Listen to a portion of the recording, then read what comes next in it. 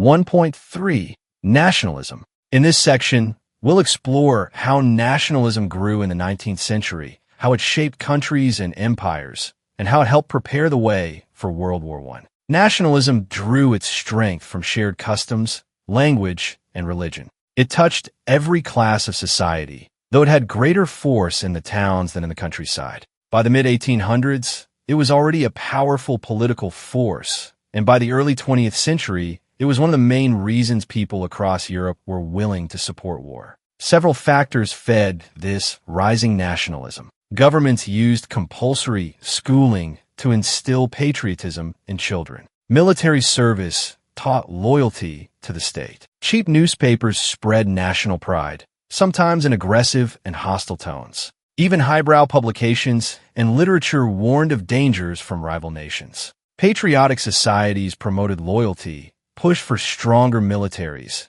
and even demanded larger colonial empires. Wars also stirred nationalist feelings. The unification struggles in Italy and Germany, the independence movements in the Balkans, and colonial wars involving Britain all added fuel. In the United States, the Spanish-American War of 1898 gave nationalism a strong boost. At the same time, a form of pseudoscience known as social Darwinism spread the idea that history was a constant struggle between nations for power and survival. It suggested that strong nations would prevail, while weaker ones would be conquered or destroyed. Between the 1880s and 1914, nationalism also changed in character. Earlier in the century, it had united large territories, as with Germany and Italy. But later it often led to fragmentation, with small groups demanding recognition. Language and ethnicity became key. Minority groups fought bitterly for the right to have their languages treated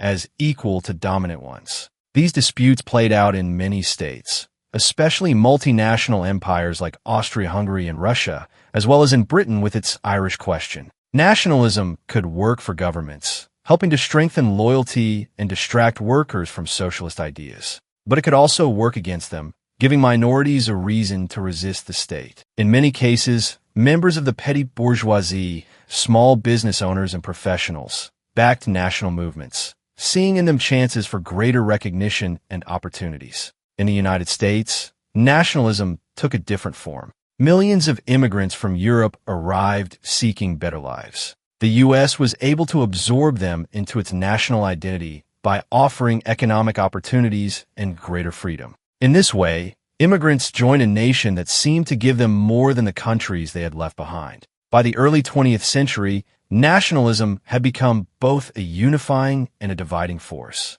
It inspired loyalty and pride, but it also stirred rivalry, fear, and resentment among nations. This tension was one of the key reasons Europe stood on the edge of war in 1914.